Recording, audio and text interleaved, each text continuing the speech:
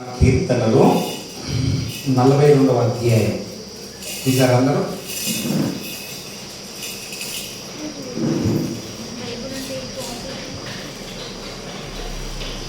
Page number వచ్చి 473 page number. ఎంత? 473 page number. ఇక్కడ 3 విషయాలను నేను గుర్తు చేస్తాను. 42వ అధ్యాయం 6వ వచనం మొదటి లైన్ మాత్రమే చూసుకున్నాం. ఏమని చూసుకున్నాము? నా దేవా, నా ప్రాణము నాలో కృంగి ఉన్నది. ఏమున్నది? అందరం చూడాలి. నా ప్రాణము, అందరు చెప్పాలి నాతో. నా ప్రాణము నాలో కృంగి ఉన్నది. ఏమున్నది? కృంగి ఉన్నది. రెండవది 5వ వచనానికి పోదాం. లాస్ట్ వచనం చూడ. 5వ వచనం లాస్ట్ చివరి లైన్లో నాలో నీవేలా తొందరపడుతున్నావు. ఏంటిది? రెండవది ఇట్లా పెట్టండి, అండర్లైన్ పెట్టుకోండి. అందుకని నేను పోయినసారి ఏం చేసినంటే బుక్స్ ఇచ్చిన, పెన్నులు ఇచ్చిన, అర్థమైందా? రాసుకోవాలి. దేవుని వాక్యము మనం రాసుకోవాలి, దాన్ని ధ్యానించాలి. ఏం చేయాలి? రాసుకొని ధ్యానించాలి. దీవారాత్రంలో నేను ధ్యానించేవాడు ధన్యుడు. అవునా? ధన్యుడు అంటున్నాడా, దరిద్రుడు అంటున్నాడా? ఏమన్నాడు? అన్నాడా? ఏమన్నాడు? అందరూ చెప్పాలి నోటితో. మీరు చెప్పకపోతే మీరు ఏమనుకుంటారు? మీరు చెప్పకపోతే, మీరు మాట్లాడకపోతే, మీరు చెప్పకపోతే నాకు ఎలా తెలుస్తుంది? మీరు వింటున్నారా వినట్లేదా? హల్లెలూయా. రెండు చేతులు పైకి గట్టిగా అందరూ ఒకసారి చెప్పండి, కూడా గట్టిగా చెప్పండి. ఎన్ని విషయాలు చెప్పిన? 2 విషయాలు చెప్పిన. ఏం చెప్పిన?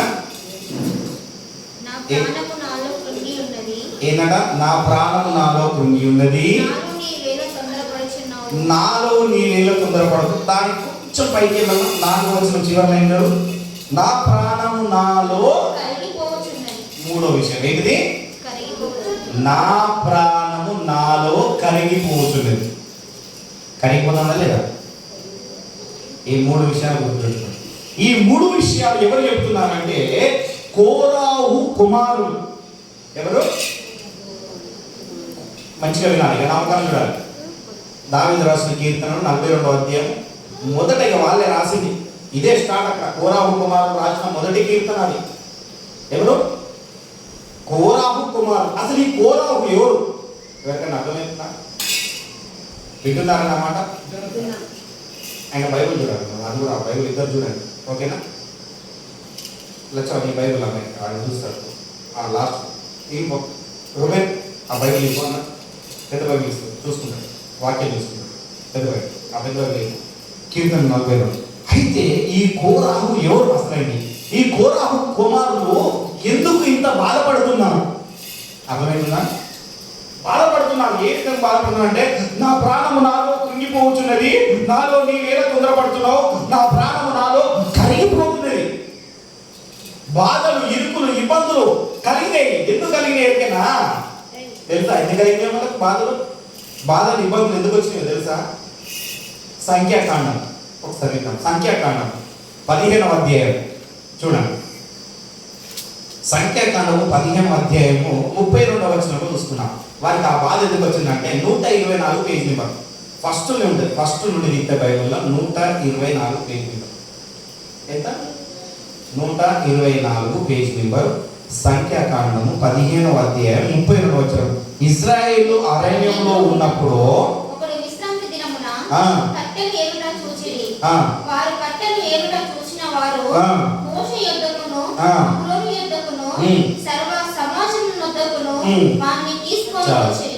ఏం చేసినట్టమ్మా? ఏ దినమంట? విశ్రాంతి దినమున. అందరు నమ్మకం చూడాలి, చూడండి.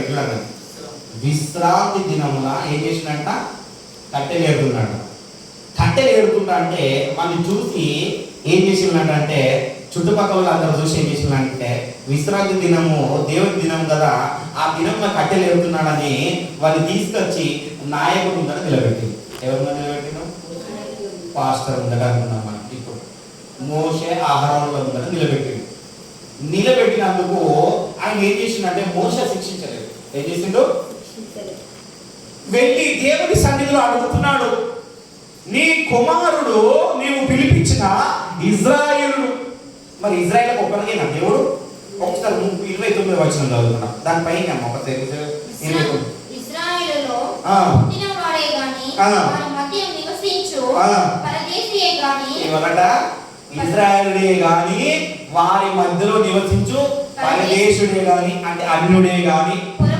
అర్థమైన పొరపాటున ఎవరైనా పాపం చేసిన ఎడల, చాలా పాపం ఏంటంట, ఒక్క ఇజ్రాయేలే కాదు, ఇజ్రాయేల్ ప్రజలు యూదులే కాదు, అన్యులైనా ఎవరైనా ఏరైనా వాళ్ళు దేవుడు పెట్టిన దినాన్ని ఆచరించవలసిందే. పొరపాటున దేవుని ఆజ్ఞను మీరితే ఇక దేవుడు ఏం చెప్తున్నాడు అంటే వాళ్ళని రాళ్ళతో కొట్టి చంపాలని చెప్పిండు. ఏం చెప్పిండు? ఇక 34, 35 చదువుకున్న పోతున్నా అంటే ఏమైతుందంటే రాళ్ళతో కొట్టాలని చెప్పింది. చదువు మీతో చదివిపోయలేదు కానీ మీరు ఇంటికి వెళ్ళాక చదువుకున్నానే. అయితే ఇలా చెప్పగానే ఆ వాడు ఎవడంటే ఈ కోరాహు వంశస్థుడు. హల్లెలూయా. వంశంలో ఉంటారు కదా, చాలా మంది వంశాలు ఉన్నాయి కదా, అవునా కదా? లేవీల వంశం అట్లా కొన్ని 12 వంశాలు ఉన్నాయి ఇజ్రాయెల్, అవునా కదా? దాంట్లో ఒక వంశస్థుడు ఏం చేసిందంటే ఇలా చేసిండు. చేసే వరకు వీళ్ళకి ఏమొచ్చిందంటే కోపం వచ్చేసింది. ఎందుకు వచ్చేసిందంటే చాలా మందికి ఏంటంటే తినగా ఏమవుతుంది, తెలుసా? ఎప్పుడన్నా విన్నారా? ఏంటంట కక్క తింటే గ్యారెల్ చేయాలి అంటారు, అవునా కదా? బాగా తిన్నాం అనుకో, కడుపు నిండా తిన్నాం అనుకో, ఏమవుతుంది? భద్రభయ అది ఎంత ఉండని ఏమన్నా ఉన్నాయి తింటారా? ఎవరైనా తింటావా? అసలు బాగా తిన్నాక ఏమైనా వేడి తింటావా? మంచిగా లేదంటావు. కొంతమంది పక్షులు మంచిగా తింటారు, తిన్నాక పూర్తి అయిపోతావా? వాడు ఏం మంచిగా చేసిన పక్షులు ఒక్క ముక్క దొరకలేదు, ఏం దొరకలేదు నాకు, బట్టి సూపే పోసింది నాకు. ఏం చేసిండ్రా భయ్? వీడైతే పూర్తిగా తిన్నాడు, తిన్న మొత్తానికి వచ్చినప్పుడు అయితే అడుగుతాడు ఏంది మొత్తం అయితే లోపల పడ్డది, ఫుల్ అయిపోయింది. కానీ అవునా కదా, తిన్నదాన్ని ఒప్పుకోవడానికి ఎవరు ఇష్టపడరు. అయితే ఈ కోరహు కూడా ఏం చేసిందంటే ఇష్టపడకుండా ఈ నాయకుడికి తిరుగుబాటు చేసిందట. ఏం చేశారు? తిరుగుబాటు చేసిన దాంట్లో వాళ్ళ కుమారులు లేరు, అదృష్టవంతులు. అర్థమైందా? ఇప్పుడు నా తండ్రి తిరుగుబాటు చేసిండు, ఆ తిరుగుబాటు నేను పాల్గొనలే కానీ నా బంధుమిత్రులందరూ పాల్గొన్నారు. మీకు అర్థమయ్యేలా చెప్తా. ఏం చేస్తా? బంధుమిత్రులందరూ పాల్గొని మోషేకు అహరోనుకు వ్యతిరేకంగా నిలుచున్నారు. ఎందుకు నిలుచున్నారు? వాళ్ళు చేసిన తప్పుకు దేవుడు శిక్షించిండు, దేవుడు చెప్పిన నియమం రాళ్ళతో కొట్టి చంపేసిండు. ఆ నియమానికి నువ్వు అట్లా చేస్తావా? మాకు తెలియదా? దేవుడు మమ్మల్ని పిలిచిండే, నువ్వేమన్నా అసలు అయితే నువ్వేదో నాయకుడిగా ఉన్నది ఉండక నీ పని నువ్వు చూసుకోక నువ్వు మమ్మల్ని గట్టించడం ఎక్కడి, నువ్వు మమ్మల్ని అనడం ఏమిటి? నువ్వు మాకు ఎప్పుడైనా నా ఇష్టం ఉంటే వస్తా, నా ఇష్టం ఉంటే చేస్తా, నా ఇష్టం ఉంటే ధూపం వేస్తా, లేకపోతే లేదు. 16వ అధ్యాయం ఉంటుంది. ధూపం ఏమంటే కూడా ఏం లేదట. ధూపం అనగా ప్రార్థన, ప్రార్థన చేయమంటే ప్రార్థన చేయట్లేదు, వ్యతిరేకంగా మాట్లాడుతున్నారు. ఆయనతో పాటు ఇంకా 250 మంది లేశారట. ఎంతమంది లేశారు? వీరి యొక్క 4 కుటుంబాలు, వీళ్ళు అన్నదమ్ములు 4 కుటుంబాలు అనుకున్నాం, 4 అన్నదమ్ములు అనుకున్నాం. ఎగ్జాంపుల్ అప్పుడు చాలా మంది ఉండే అన్నదమ్ములు ఎక్కువ ఉండే. ఎప్పుడంటే ఇద్దరు అనుకునే పిల్లలందరూ సరిపుచ్చుకుంటారు, ఒక కొడుకు ఒక్కరు ఉంటే చాలా అనుకుంటాం. కానీ అంతకుముందు ఏంటంటే 10 మంది ఉండేది, 8 మంది ఉండేది. ఎక్కువ లక్ష ఉంటే ఎక్కువ తెలిసింది. ఎంత లక్ష ఉంటే ఎంతమంది? మీరెంతమంది? వాళ్ళ 6 అంట. ఇక్కడ ఏంటంటే 4 ఉన్నారు. 4తో పాటు వాళ్ళ వంశస్థులు ఉన్నారు, ఉంటారు కదా. ఇంట్లో కులం ఉంటుంది, వంశం ఉంటుంది, మన అందరం ఉంటారు కదా. ఏం చెప్తారు? అదే మనకు కులమునికి బాధ వచ్చిందంటే కులమా కులికి రాదా? వస్తుందా రాదా? ఈడ కూడా అంతే. ఏం చేసిండు? ఈడ కూడా వీళ్ళందరూ వచ్చిండు. వీళ్ళందరూ వస్తే ఇక మోషేకి ఏం చేయాలో అర్థమైతలేదు, నాయకుడికి ఏం చేయాలో అర్థమైతలేదు. నాయకుడి మీద తిరుగుబాటు చేస్తున్నారు. దేవుడు పిలిచిన నాయకుడు, దేవుడు ఏర్పరచుకున్న పర్సన్ ఆయన మోషేను ఆహారము ఏర్పరచుకుంటే ఎందుకు వస్తలేవు అయ్యా, ఎందుకు వస్తలేవు అని ఒకరిద్దరికి నేను ఎవరికైనా కాల్ చేసి నాకు వస్తలేరంటే ఒకసారి వారం వస్తలేదమ్మా, అది ఏమున్నది రోజు చెప్తలేరా? మీరు వాక్యం చెప్పేది కదా, వింటలేమా? మేము రోజు ఇట్లా ప్రార్థన చేసుకుంటలేమా? ప్రభాకర్ అయితే అంటాడు, ఎవరు అనుకున్నా కానీ ప్రభాకర్ అయితే వచ్చింది అంటాడు. ఒక్కరోజు కాదు, ఒక్కరోజు వచ్చిన పనున్నది ఇక్కడ.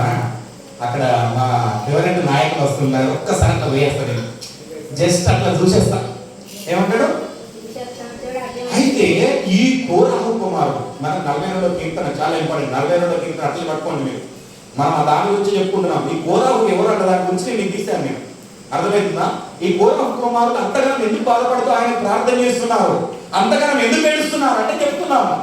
అయితే ఏం చేసిందంట, వీళ్ళు ఏం చేసిందంటే ఆ నలుగురు వాళ్ళ కుటుంబీకులను 16వ అధ్యాయము 32వ వచనంలో ఒక మాట ఉంటుంది, భూమి నోరు తెరిచిందట. ఏం చేసింది? ఒకసారి చదవండి. 16:32 సంఖ్యాకాండం. భూమి తన నోరు తెరిచి వారిని వారి కుటుంబములను కోరాహు ఉన్నదా? అక్కడ కోరాహు ఉన్నదా? ఉన్నదా లేదా? నా బైబుల్ అయితే ఉన్నదా? మీ బైబుల్ ఉన్నదా లేదా? ఉన్నదా? ఏ కిరణ్ ఉన్నదా? కోరాహు కుటుంబ సభ్యులందరినీ వాళ్ళ సమస్త సంపదను కూడా మింగేసిందంట. ఏం చేసింది? మొన్న మనకు కూడా భూకంపం వచ్చింది తెలుసా? ఎంతమంది తెలుసు? నేను మన గ్రూప్ లో కూడా పెట్టినా భూకంపం వచ్చిందని. అవునా తెలుసా? మా ఇంటికన్నా మా రేకులు గడగడనే ఉన్నాయి. నేను కోతి ఆడుతుందేమో అనుకున్నా, కోతి కొట్ట అనుకున్నా. కానీ తర్వాత వెంటనే న్యూస్ చూసిందంటే భూకంపం వచ్చింది. మన ఇక్కడ మొలుగునే వచ్చిందట, మన మొలుగుండే. అవునా కదా? వచ్చిందా లేదా? దేవుడి రాకడకు సూచనలు గుర్తుపెట్టుకోండి నా ప్రియ జనామా. భయపడాలా? దేవుడికి భయపడడానికి సూచనలు. చాలా మంది అన్నదే వరంగల్ జిల్లాకు రాదు, వరంగల్ జిల్లాకు రాదు. కింద కూర్చో. చాలా మంది అన్నది మనం ఎత్తు మీద ఉన్నామయ్యా, మనకు భూకంపాలు రావు, మనకు వర్షాలు బాగా రావు, మునిగయి. మన వర్షకాలం వస్తుంది, రాబోయే వర్షకాలం ఎట్లా మునిగిపోతుందో ఎంత అవుతుందో. అవునా కదా? ఎంత బాధపడతారో. దేవుడైతే మనం ఇప్పటి వరకు నిలబెట్టిండు, మంచిగా ఆశీర్వదిస్తున్నాడు. దేవుడి కృప. ఆయనతో పాటు ఇంకా చదివితే ఇక్కడ ఏమంటారు 35వ అధ్యాయంలో 270 మందిని కాల్ చేసింది అగ్ని వచ్చి యెహోవాని. వీళ్ళేమో భూమి మింగేసింది. ఎవరికి? నాయకుడికి వ్యతిరేకంగా మాట్లాడినారు. ఎవరికి? వింటున్నారా? నాయకుడు నీ బ్రతుకు మార్చుకోండి అని చెప్తే కోపం వచ్చి వ్యతిరేకంగా లేచినందుకు, నీవు నన్ను అంటావా వ్యతిరేకంగా లేచినందుకు నాయకుడు ఏమనలే కానీ నాయకుడిని ఏర్పరచుకున్న దేవాది దేవుడు వ్యతిరేకంగా నిలిచాడు మనుషులకు. హల్లెలూయా. అందుకని లేచి వాళ్ళని అట్లా అగ్ని గంధకం వచ్చి ఈ 250 మందిని కాల్ చేసిందట. ఆ కాల్ చేసి దేవుడు ఏమన్నాడట, ఆ కాల్ చేసిన దాన్ని రూపంగా అయినాక అంటున్నాడు. హల్లెలూయా. 16వ అధ్యాయం మొత్తం చదువుతుంది, నాకు అర్థమవుతుంది చెప్పలేదు. అదంతా గుర్తు చేసుకొని కీర్తన కొద్దాం, కీర్తన 42 కొద్దాం. ఇదంతా గుర్తు చేసుకొని ఈ కోరాహు కుమారులు ఏమంటున్నారంటే, ఇప్పుడు అర్థమవుతుంది మీకు ఇప్పుడు ఏమంటున్నాడంటే, నా ప్రాణమా నాలో ఎలా కృంగిపోతున్నావు, కృంగిపోతున్నాయా అది గుర్తు చేసుకుంటాడు కుమారుడు. నా తల్లిదండ్రులు పోయిన పరిస్థితి చూడు, నా బంధుమిత్రులు పోయిన పరిస్థితి చూడు, అవన్నిటిని చూసి ఇదంతా పోయి అన్నట ఈయన ప్రాణం అంట ఏమైతుంది 5వ వచనంలో ఉంటాడు, ఏమంటుందంట కరిగిపోతుంది. ఏమైతుంది? కరిగిపోతుందా లేదా? మరి మన ప్రాణం కరిగిపోతుందా లేదా? వాక్యము వినడానికి మనం ఎగిరపడాలి. ఏం చేయాలి? వాక్యం వినడానికి శ్రద్ధ చూపించాలి. చాలా మంది చూపించారు, చాలా మంది ఎందుకు చూపించారు అదే నాకు నచ్చదు, తీర్చకపోతే నాకు నచ్చదు. అర్థమైనా? మంచిగా వినాలి. అయితే ఈ కోరహు కుమారులు ఏమంటున్నారంటే చాలా బాధపడుతున్నారు. అదంతా గుర్తు చేసుకుంటున్నారు. గుర్తు చేసుకుంటా నా ప్రాణము తొందరపడుతుంది, నాది కరిగిపోతుంది, ఇప్పుడు నేనేం చేయాలి ప్రభు అని ఆయన సన్నిధికి వచ్చి అడుగుతున్నారు. హల్లెలూయా. ఆయన సన్నిధికి వచ్చి అడిగితే 42:16 మొదటి నుండి చదివినా 16 మొదటి నుండి చదువు. 42:6 సారీ. నా దేవా నా ప్రాణము నాలో కృంగి ఉన్నది, కావున యోర్దాను ప్రదేశం నుండి హెర్మోను పర్వతం నుండి మీసారు కొండ నుండి అబ్బా ఏం చేస్తున్నాడంట. మళ్ళీ ఇక్కడ 3 చెప్తున్నాను. ఈ 3 విషయాలను గుర్తు పెట్టుకున్నాం. ఈ రోజు ఈ 3 విషయాల గురించి ధ్యానించుకున్నాం. ఏమని ధ్యానించుకున్నాం? మొదటి ఏంటంట యోర్దాను ప్రదేశం నుండి, టిక్ పెట్టుకుని అండర్లైన్ చేసుకోండి. రెండవది హెర్మోను పర్వతం నుండి, మూడవది మీసారు కొండ. ఏంటిది? ఒకసారి అనండి. మీసారు కొండ. మొదటైంది యోర్దాను నది నుండి. ఇక ఇప్పుడు చూడండి వాళ్ళ బాధ వీళ్ళకి ఎక్కడ ఉంది అర్థంలో. యోర్దాను నది నుండి ఎందుకంటే యోర్దాను అంటే దిగిపోవడం, ఆయన అప్పగించుకోవడం, సగడం. ఇక అయిపోయిందయ్యా మాకేం లేదుగా లేదు. ఈ యోర్దాను నది ప్రాముఖ్యత ఏంటంటే ఎలీషా ఇక్కడ 2వ రాజులు 5వ అధ్యాయం ఒకసారి చూడండి. ఒకసారి చెప్తే యోర్దాను నది ఉన్న ప్రాముఖ్యత నేను చెప్తాను. 2వ రాజులు అందరూ చేయాలి. 2వ రాజులు 5వ అధ్యాయం వాళ్ళకి తీసి పేజ్ నెంబర్ చెప్తాం.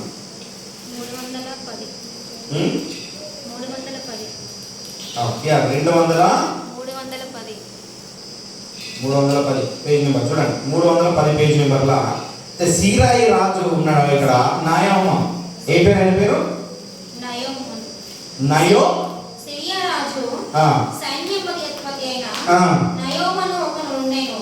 అతని చేత యెహోవాయే సిరియా దేశమునకు జయమును కలుగజేసి ఉండెను కనుక ఆయన అన్యుడే కానీ దేవుడు చేసిందట యెహోవానే.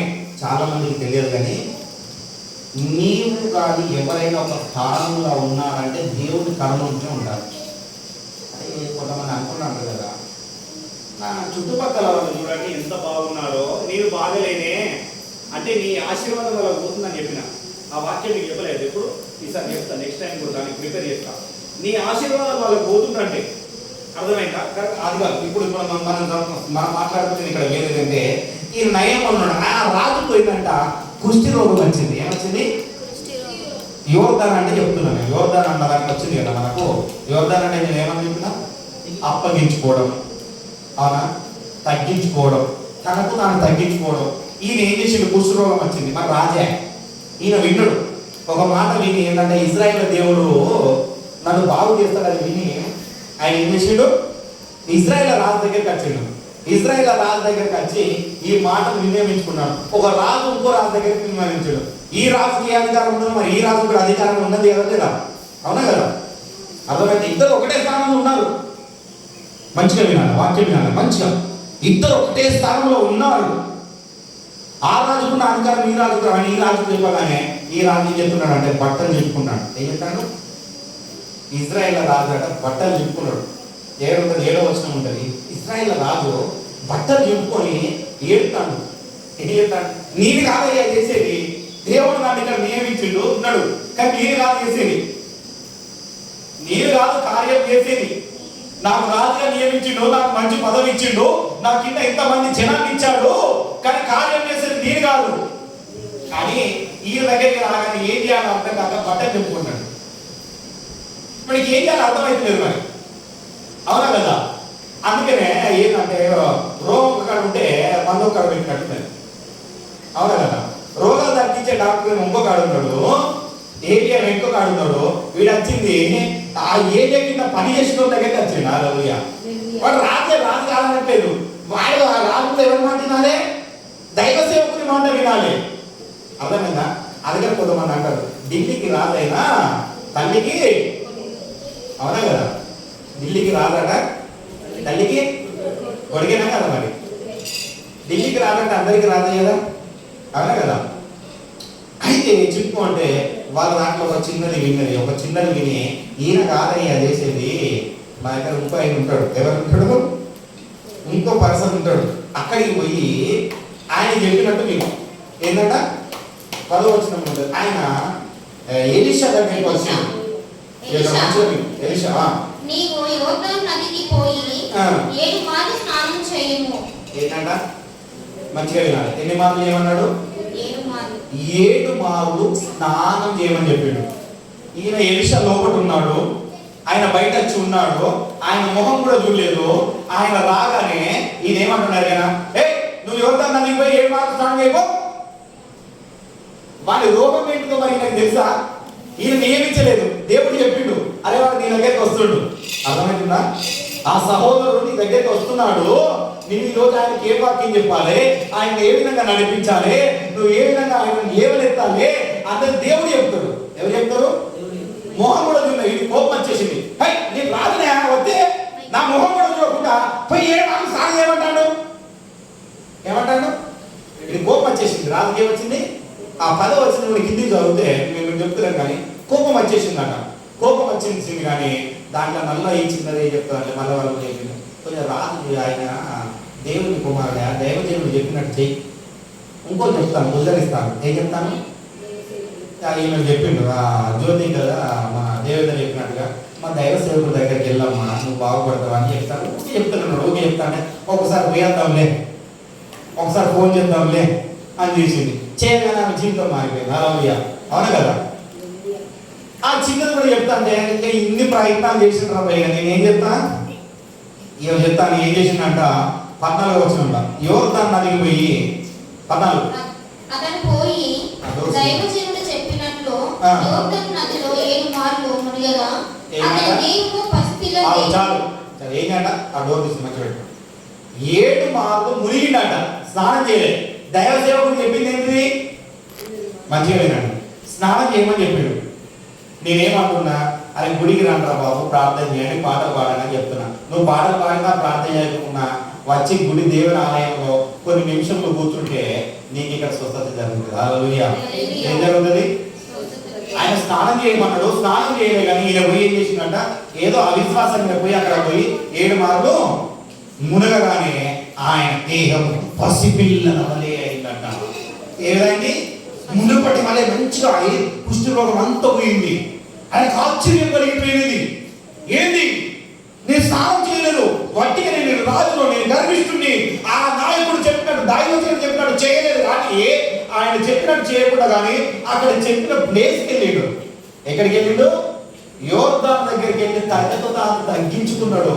తన స్థానాన్ని తగ్గించుకొని ఆ పని చేశాడు. తగ్గించుకున్నాడు కనుకనే ఆయన స్వస్థత పొందిండు. హల్లెలూయా. నీవు కూడా దేవ సేవకుని ఎదుట దేవుని ఎదుట ఎప్పుడైతే నీవు తగ్గించుకుంటావో నీ రోగము పోతుంది, నీ బాధ పోతుంది, నీ ఇరుకులు పోతాయి, నీ ఇబ్బందులన్నీ పోతాయి. హల్లెలూయా. ఎవరు చెప్పినట్టు ఇక్కడ జనము కోరామేమో నాయకుడు చెప్పినట్టు వినలేదు. ఇక్కడ రాజేమో నాయకుడు దైవ సేవకుడు చెప్పినట్టు చెప్పిన పని చేయకుండా అదే పనికి పోయింది కానీ వేరే పని చేసిండు. అర్థమైందా? ఆడికే వచ్చింది కానీ కొత్తగా వచ్చిన ఆయన ఊరికే దైవ సేవకుడు రాకపోతే ఏమని అనుకుంటాడేమో కానీ రానే తప్పుతాడు. వచ్చి ఏదో ఒకటి నిద్రపోతాడా, పాటలు పాడతలేడా, ఏం చెప్తాను ఇష్టానుసారంగా ఉంటాడు. కానీ మాత్రం ఏం చేసిండు? దైవ సేవకుని మాట విన్నాడు కనుక వీడు స్వస్థత పొందుకున్నాడు.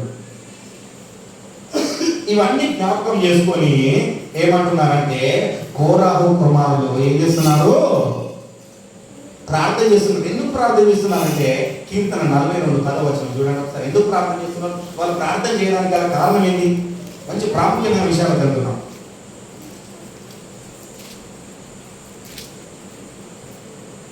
కీర్తన 42 నీ దేవుడు ఏమాయనని నా శత్రువులు దినవేళ అడుగుచున్నారు. ఎవరు అడుగుతున్నాడ? అందరూ మనము కురిగిపోతాండ నశిపోతుండ అంటే అందరు చూసి నవ్వుతాండ. ఏం చేస్తారు? హే వానికి అట్లనే కావాలి రూపాయికి, వానికి అదే బాధ కలగాల. ఏం కలగాల? అట్లనే కావాలా, ఇట్లనే కావాలి. ఆ స్వప్నానికి ఇట్లనే కావాలి. చెప్తే ఇంటలేదు, అసలు చెప్తే లేదు. ఏంటంట? నీ దేవుడు ఏమాయనని నీ శత్రువులు, నీ చుట్టుపక్కల వారు, నీ బంధుమిత్రులే వాళ్ళు అడుగుతున్నారు. ఏమైందే మరి? ఏమైండు? వారం ప్రతిరోజు పోతాను చర్చికి, ప్రార్థన చేస్తున్నావు, నీ బ్రతుకు మారలేదు, నీ జీవితం మారలేదు, నువ్వు మారలేదు. ఏమైండు? ఏమైంది? ఏం చేస్తున్నారు? ఎత్తి పొడుస్తున్నారు. ఏమైంది మరి? నీవు ఆయన ఉందట తగ్గించుకుంటలేవు. అందుకనే ఏమన్నానంటే ఆయన ఏం చెప్పిందంట, వాళ్ళు కోరాహు కుమారులు ఎక్కడికి వెళ్ళిండు? యోర్దాను నది యుద్ధకు వెళ్ళిండు. హల్లెలూయా. యోర్దాను దగ్గరికి వెళ్ళిపోయి అక్కడ ఆయనకు లొంగిపోయారు. ఎవరికి? దేవుడికి లొంగిపోయాడు. ఎందుకంటే వాళ్ళ తల్లిదండ్రులకు బంధుమిత్రులకు చేసింది గుర్తొచ్చింది కదా. అవును కదా? అర్థమైందా? దేవుడు అంటే చాలా మందికి భయం లేదబ్బా. భక్తి మాత్రం మస్తు భక్తి ఉన్నది. కొంతమంది ప్రార్థన చేయమంటే ఇక వాళ్ళ ప్రార్థన ఆగదబ్బా. 1 గంట సేపు ప్రార్థన చేస్తారు. నాకు తెలుసు కొంతమంది ఒక ఏదో ప్రార్థన చేస్తాను. నేను చెప్తాను ప్రార్థన చేస్తానంటే ఆ ప్రార్థన ఖచ్చితంగా 25 నిమిషాలు ప్రార్థన చేసింది. 5 నిమిషాలు వాక్యం గురించి ఏమైనా ప్రార్థన చేస్తే మొత్తం ఇక ఉన్నది లేనంత మొత్తం ఇక సంఘస్థల గురించి మా అయ్యగారు ఇట్లా అంటాడు, మా అయ్యను మా అయ్యగారిని దీవించండి, మా అమ్మగారిని దీవించండి, మా కుమారుని చెప్తుండలేడు, మా విశ్వాసం చెప్తుండలేడు. వాక్య నిమిత్తం ప్రార్థన చేయండి అమ్మా అని నేను చెప్పిన. ఏం చెప్పిన నేను అనుకున్నా పొరపాటు ఇచ్చిందే నాకు అనిపిస్తుంది. నాకు నేను ఎప్పుడు వాక్యం ఈయన ప్రార్థన అయిపోతాను, నేను ఇక్కడ చూసుకుంటుంటాను. ఎప్పుడు వాక్యం చెప్తామా నా మాట రాకుండా ఏమన్నది, నేనేమో ఇక్కడ చూద్దానా ఈయన చేస్తూనే ఉన్నది కంటిన్యూగా. దేవుడా అనుకున్నా. ఎందుకు మరి ఆమె అంత ప్రార్థన చేస్తుందంటే వాళ్ళ జీవితం బాగుపడిందంటే బాగుపడలేదు. దేవునికి లొంగిపోవట్లేదు చాలా మంది, దేవునికి సరెండర్ అవ్వట్లేదు. దేవుడు అంటే ఏమిటో తెలుసు, దేవుడు అంటే ఏదో తెలుసు, ఆయన ఏం ఆశ్చర్య కార్యములు చేస్తాడో తెలుసు, అన్ని తెలుసు, కానీ నీలో పరిశుద్ధత లేదు. అర్థమైందా?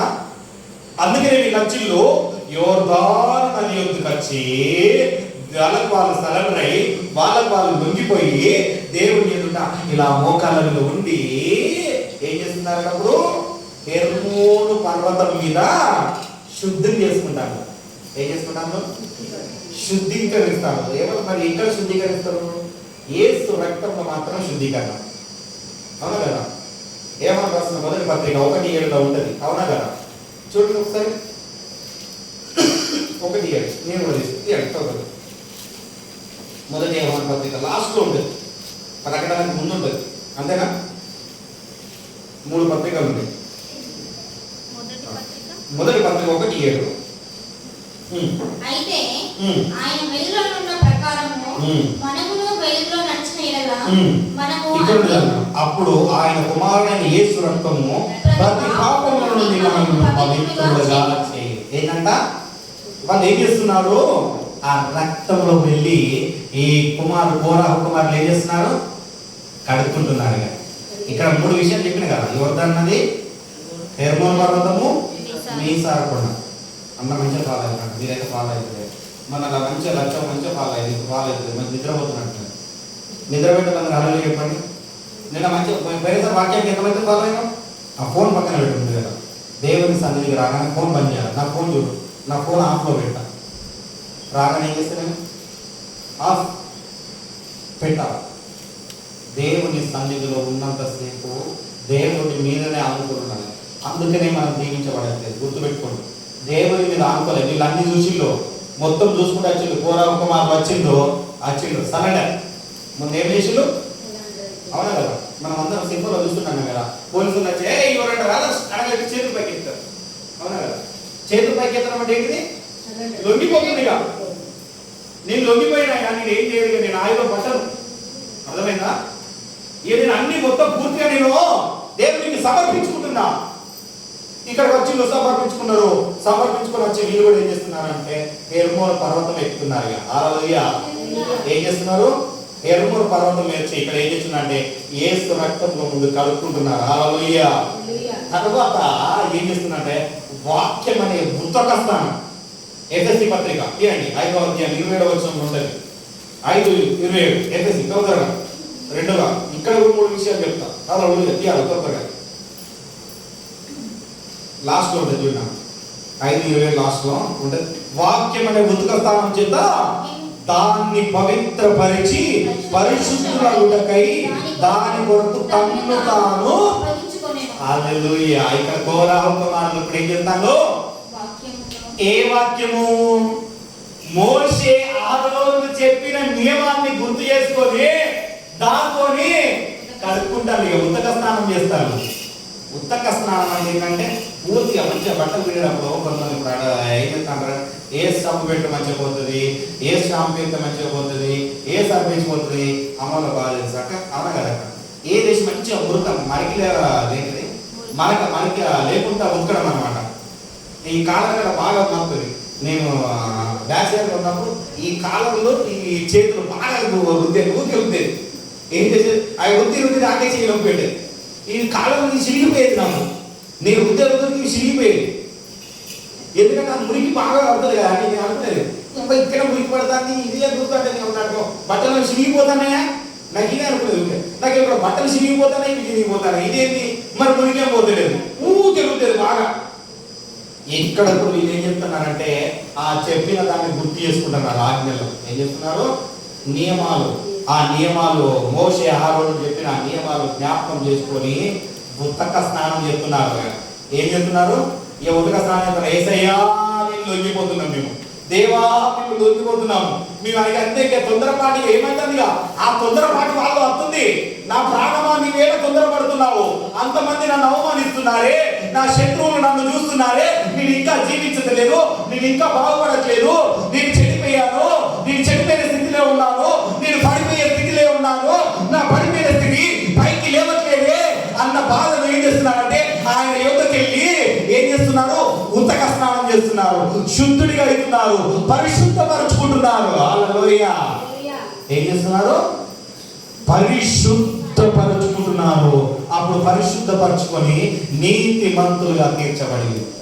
కొరింథీయులకు రాసిన మొదటి కొరింథీయులు 6:11 నీతిమంతులుగా ఎప్పుడు వాక్యం అనే ఉతక స్థానంలో వాక్యానికి నువ్వు లోబడితే ఏంటో ఏం చెప్తున్నా, వాక్యానికి నీవు లోబడితేనే నీతిమంతుడిగా అవుతావు, లేకపోతే నీతిమంతుడు కాదు. అనుకుంటారు కావచ్చు అక్కడ చూడండి, నీతిమంతులుగా తీర్చబడింది. ఎవరు మైక్ కుదరదు, ఖరాబ్ అయితే మైక్ మైక్ ఆఫ్ చేసేయండి. చదువు మొదటి కొరింథీయులు 6:11 మీలో కొందరు అటివారై ఉండేది గాని ప్రభువైన యేసుక్రీస్తు నామమున మన దేవుని ఆత్మయందును కడగబడి మన దేవుని ఆత్మయందు మీరు కడగబడి పరిశుద్ధపరచబడతారై నీతిమంతులుగా తీర్చబడి. ఇప్పుడు ఏం చేసిండు, నీతిమంతులుగా వాక్యానికి లోబడ్డదిగా. ఈ కోర ఉపమానులు అక్కడ జరిగింది చూసుకున్నాడు, రాళ్లతో కొట్టిండు, నా తల్లిదండ్రులు వేలు, నా బంధుమిత్రులు వేలు, 250 మంది వాళ్ళతో కాదు, అగ్ని యెహోవా కాల్చబడినది. ఈ కాల్చబడినది అంటే మరి ఇలాంటి జరగకుండా, ఆ స్థితిలో ఉండకుండా నా స్థితి మారాలి అంటే నేను ఏం చేయాలా, నియమం ఏం చెప్పిండు, విశ్రాంతి దినాన్ని ఆశ్రయించమని చెప్పిండు కదా, దేవుడు చెప్పిండు కదా, ఆ దినాన్ని ప్రార్థన చేయాలా అన్న దినాన్ని ఏం చేస్తున్నా అంటే ఈ వాక్యానికి ఇప్పుడు లోబడుతున్నాడు. హల్లెలూయా. ఇప్పుడు ఏం చేస్తున్నారు, లోబడి పరిశుద్ధులుగా మార్చబడి నీతిమంతులైన. ఏం లేకుండా అయిపోయింది, అవునా కదా. కొంతమందికి ఏం లేకుండా కొంచెం దేవుని ఆత్మ దాకింది అనుకో, పాస్టర్ నడబడి నేను చాలా దగ్గర చూసిన, వేరే సంఘంలో చూసిన, ఒక సంఘంలో మంచి నేను ఒక వాకింగ్ చెప్పింది, నేను ఒక చెప్తా, అయ్యగారు వెళ్తున్న బోధిస్తుంటూ మంచిగా ప్రార్థన చేస్తున్నాడు, నా అలాగే ప్రార్థిస్తున్నాడు అంటే ఒక విశ్వాసి మంచి వాక్యంలో ఎదిగి ఒక విశ్వాసుడు కాదు, ఒక విశ్వాసురాలు మంచిగా ఎదిగి ఏం చేసిందంటే ప్రవచనాలు చెప్పడం మొదలు పెడతాను. ఏం చెప్పింది, సంఘంలో ప్రవచనాలు చెప్పడం ఉన్నారంటే ఇక పాస్టర్ కూడా ఎంత మంచిగా చెప్తున్నామంటేగా, అవునా కదా. అని ఆయన ఎంత ఇంటాన్ని వాక్యం బాగా కనెక్ట్ అయిపోయింది దేవుడికి. ప్రాపస్ చెప్తుంది, ప్రభు పరిశుద్ధాత్మ ఉంది అని ప్రాపస్ చెప్తుందంటే ఏమైంది, కనెక్ట్ అయిపోయింది. చెప్తుందంటే ఈ మాస్టర్ కూడా ఎంకరేజ్మెంట్ చేయడం మొదలుపెట్టింది. ఏం చేసిండు, ఎంకరేజ్ చేయడం మొదలుపెట్టిండు. సరే ఎంకరేజ్మెంట్ చేసినప్పుడు మరి ఆమెనన్నా ఎంకరేజ్మెంట్ చేస్తాను, మరి నేను ఎంతవరకు ఉండాలని అర్థం ఉండాలని ఉండొచ్చు కదా. ఏం చెప్తున్నట, దేవుడు నాకు చెప్తున్నాడు 3 రోజులు నువ్వు రావద్దు సంఘానికి, నేనే వాక్యం చెప్పాలి. హల్లెలూయా. అర్థమైందా? ఏం చెప్పాను, 3 రోజులట 3 వారాలు పాస్టర్ రావద్దుగా. ఎవరు చెప్పాలి వాక్యం ఇప్పుడు? అర్థమైనా? ఇట్లాంటి విశ్వాసులు మీ దగ్గర ఉన్నారో కానీ నా దగ్గర ఉన్నారయ్యా. విశ్వాసులకు దేవుడు అంటే కొంచెం తెలవగానే ఏం చెప్తారంటే ఇక వాళ్ళే పాస్టర్ తయారు చేయాలి. ఒక శిష్యుని ఎవరు తయారు చేయాలా, పాస్టర్ తయారు చేసి బయటికి పంపించాలా. నేను అందుకనే రాగానే నేను 2 శిష్యులను తయారు చేసుకున్నాం అనుకున్నా, కానీ నా మాట ఎవరు వినరు. ఇప్పటి వరకు తయారు చేస్తున్నాను, 2 సంవత్సరాలు అయితే 3వ సంవత్సరంలో నెంబర్ 1గా తయారు చేస్తున్నాను. హల్లెలూయా. ఇప్పుడైనా నా మాట వినండి, నెంబర్ 1గా తయారు చేస్తాను. 1 సంవత్సరంలో నెంబర్ 1గా తయారు చేస్తాను. హల్లెలూయా. హల్లెలూయా. నెంబర్ 2% వేయండును. అర్థమైందా? ఏలియా కంటే ఎలీషా ఏం చేసిండు, 2 అంతలుగా అద్భుతాలు చేసిండు. ఏలియా ఒక్కరు లేపితే ఎలీషా 2 లేపిండు. హల్లెలూయా. సువార్త విషయంలో కానీ ఏ విషయంలో కానీ అలా తయారు చేస్తుంది. హల్లెలూయా. హల్లెలూయా. దేవుని నామానికి మహిమ కలుగును గాక. అయితే ఆ మాట చెప్పగానే పాస్టర్ గారు నోరు తెచ్చేసింది. హల్లెలూయా. విశ్వాసంలో కొంతమంది రాగానే ఎక్సైట్మెంట్ ఎక్కువైపోతుంది. ఆ ఎక్సైట్మెంట్ వీళ్ళకు ఎక్కువ ఈ వీళ్ళకి ఎక్కువ కాకపోతే వీళ్ళు ఏం చేసిందంటే మీ సారు ఏంటంటే అక్కడ ఏముందమ్మా 46 మూడవ వచనం ఏం చెప్పిందంటే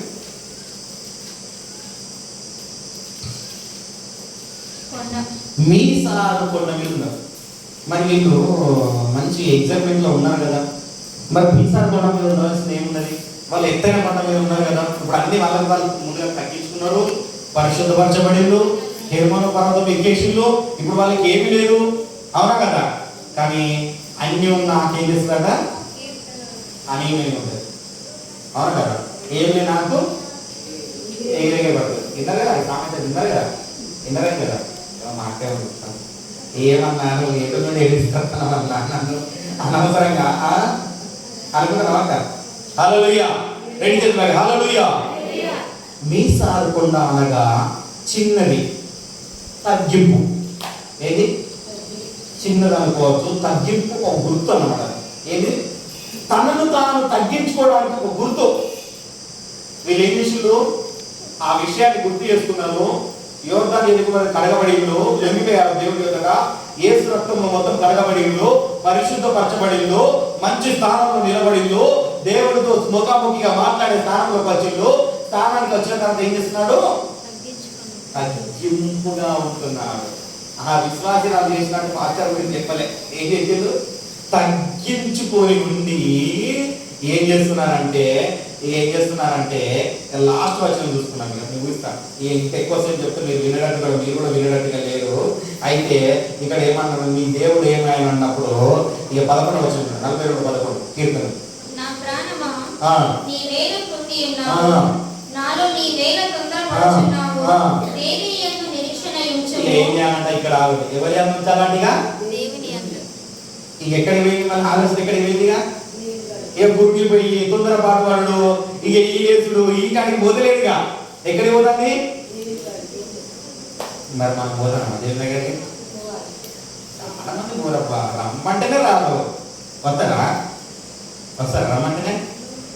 రమ్మంటేనే రాదు. ఏమనుకుంటాను కానీ లాస్ట్ డేస్ లో ఉన్నాం. కృపాకాలం అయిపోయింది. చాలా మందికి అనుకుంటారు కృపాకాలం అయింది, కృపాకాలంలోనే ఉన్నాం కదా అనుకుంటారు. నో, కృపాకాలం లేదు, అంత్యకాలంలో ఉన్నాం.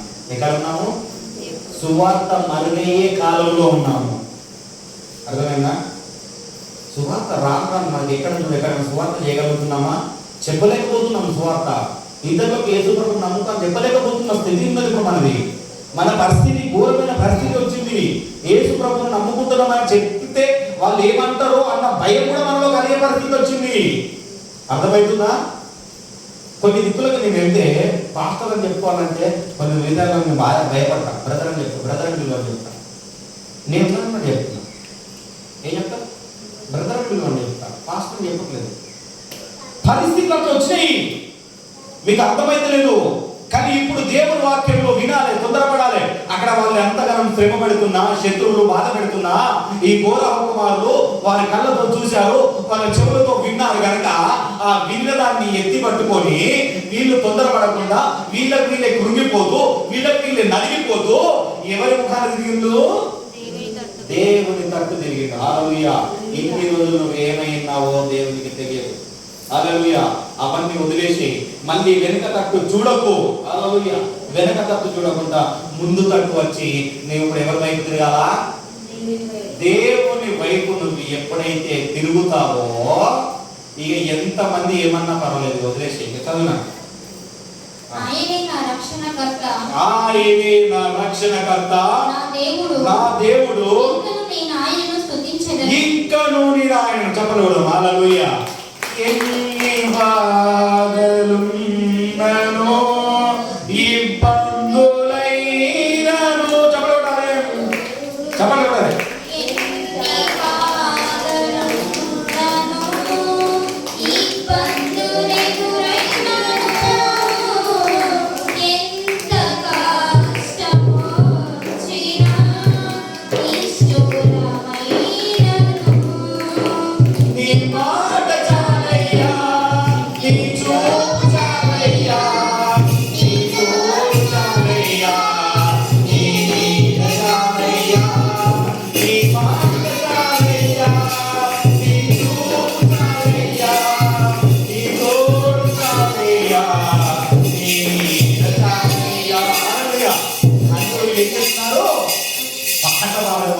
అయ్యా, ఎన్ని బాధలు వచ్చినా ఏమొచ్చినా, ఎందుకంటే దేవుడు అంటే ఎవరో చూసిండు. అందుకని కీర్తనకారుడు అంటాడు, రుచి చూసి తెలుసుకోవాలి. ఈ కూర ఎలా ఉన్నది, ఈ కూర మంచిగా ఉంటే కొంచెం వేసుకుని తింటాం, అవునా కదా? ఏదైనా స్వీట్ నచ్చిందంటే ఇంకో స్వీట్ తినాలనిపిస్తుంది, ఇంకొకటి ఇవ్వాలంటారు పిల్లలు కూడా. రుచి చూసి తెలుసుకున్నారు. వీళ్ళు చూసిళ్ళు, వీళ్ళ కళ్ళ ద్వారా చూసిళ్ళు, వీళ్ళ చెవుల ద్వారా విన్నారు ఏం జరుగుతుంది, దేవుడు అంటే ఎవరో తెలుసుకొని కూడా ఇక తప్పు చేయడానికి మళ్ళీ చూస్తలేదు. హల్లెలూయా. మళ్ళీ తప్పు చేసినామయ్యా అని ఏం చేస్తుందో, యోర్దాను నదికి వచ్చి కడుక్కున్నారు, కెరూబును పర్వతం ఎక్కిళ్ళు, పరిశుద్ధపరచబడిలు, నీతిమంతులై ఇప్పుడు తగ్గించుకుంటాను. ఎవరేమన్నా కానీ ఏం చేస్తాడు, ఏమన్నా అనుకోని నువ్వు ఏదన్నాను, నువ్వు ఏమన్నది ఇక నేను దేవుడినే స్తుతిస్తా. ఎందుకంటే ఆ దేవుడు ఎవరో నాకు తెలుసు, అవునా కదా? ఎవరు దేవుడు ఎవరో తెలుసు.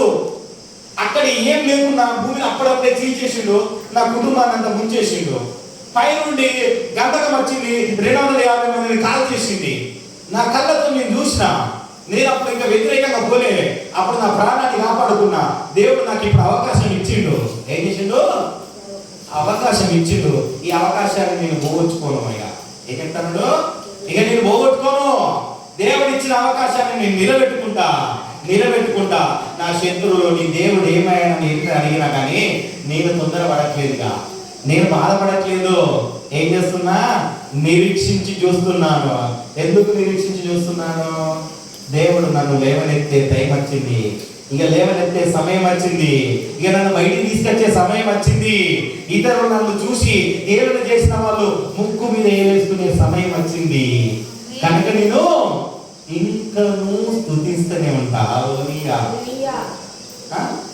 యోసేపు అన్నలకు కల చెప్పాడు, నాకు ఇలా కనబడ్డదా, 11 నక్షత్రాలు వచ్చినాయి, 2 పెద్ద నక్షత్రాలు వచ్చి నా ముందర సాగిల పడ్డారని తల్లి కళ చెప్తే, ఏమరా మేము అందరం మంచి నీ కాళ్ళ దగ్గర మొక్కుతామా, ఏం చేస్తాం, మేము చేస్తామా, సరే నీ సంగతి కలుగుతామని అన్నలు ఎత్తున్నారో చూసిరా కానీ ఏం చేసిండు, కొట్టి పడేసిండు.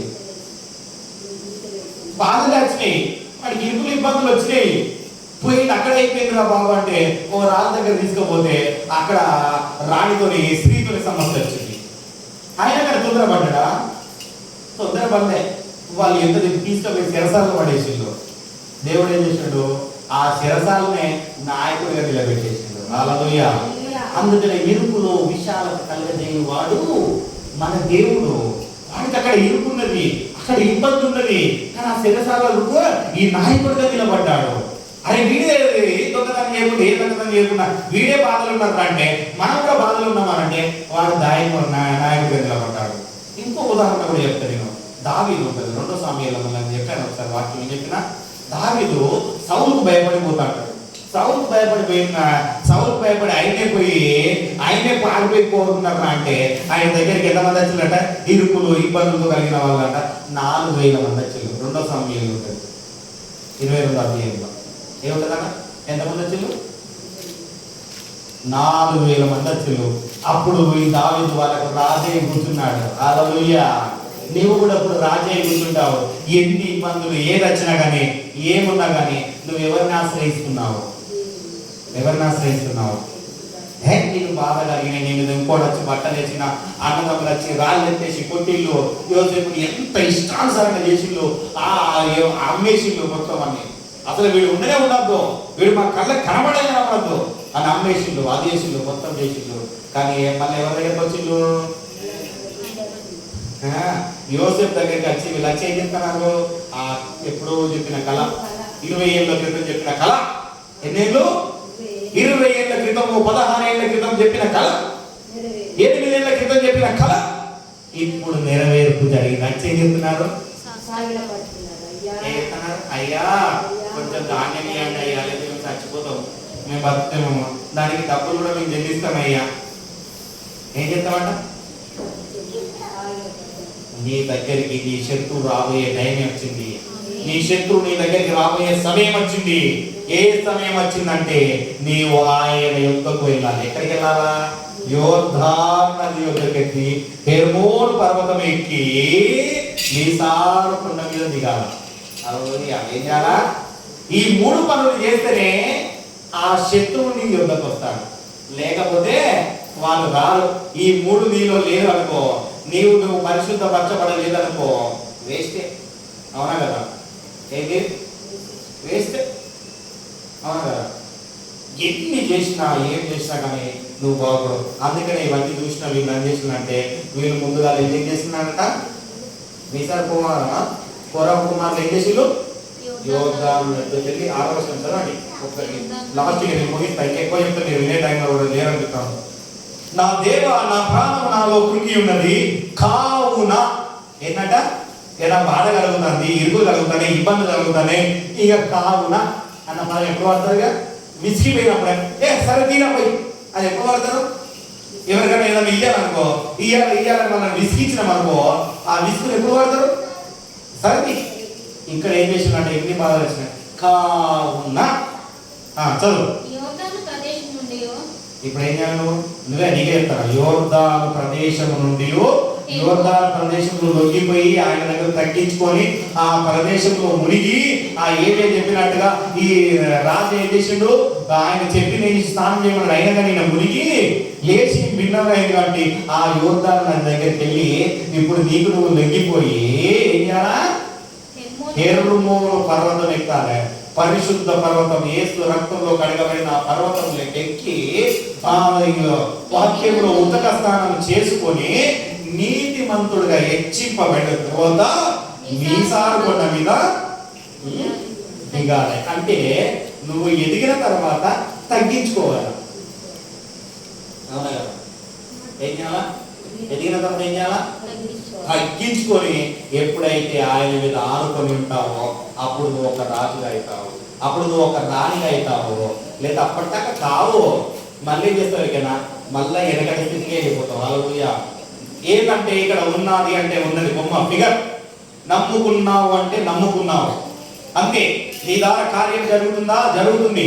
అందుకని మత్తయి సువార్త 7:22 ఒకటి అన్నారు, అక్రమము చేయువారులారా.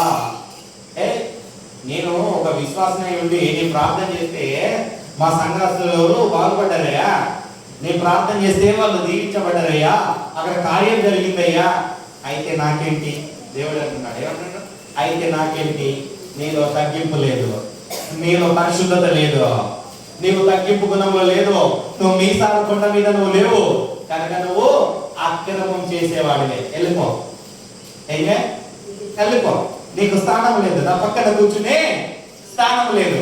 ఎక్కడున్నది అప్పుడు సాధన అంటే దా బిడ్డ నా దగ్గర ఉన్నది ఎక్కడున్నది, సాధన దగ్గర ఉంటుంది అప్పుడు స్థానం. మరి సాధన దగ్గర ఏమన్నా ఏడుపుయు పళ్ళు కొరుకుట తప్పితే ఇంకా ఏది ఉండదు. హల్లెలూయా. అందుకని ఈ మొదటి స్థితిని మొదట ఎక్కడి నుండి నువ్వు రక్షింపబడ్డావు, ఎక్కడి నుండి యోర్దాను నది ఎక్కావు, ఎక్కడి నుండి హెర్మోను పర్వతం ఎక్కావో ఆ పర్వతాన్ని వీళ్ళు గుర్తు చేసుకున్నారు, మొదటి స్థితిని జ్ఞాపకం చేసుకున్నారు.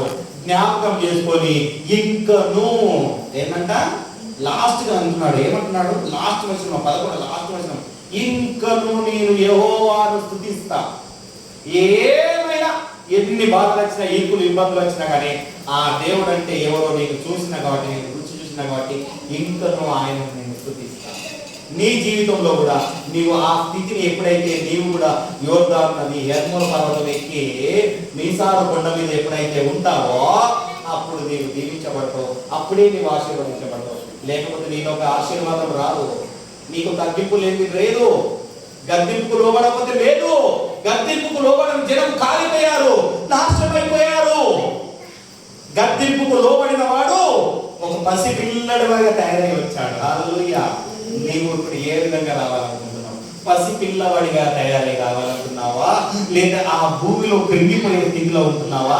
నీకు నువ్వు ఒకసారి పరీక్షించుకున్నాం. అందరం ప్రార్థన చేసుకున్నాం. మోకరించగలిగిన వారు మోకరించండి, మోకరించలేని వాళ్ళు నిలబడండి. ప్రార్థన చేసుకున్నాం. నీవు ఏ స్థితిలో ఉన్నావో ఒక్కసారి జ్ఞాపకం చేసుకో. నీకు నువ్వు తగ్గించుకుంటున్నావా లేదా? మన మధ్యలో ఉన్న బ్రదర్ కిరణ్ గారు ప్రార్థనలో నడిపిస్తారు.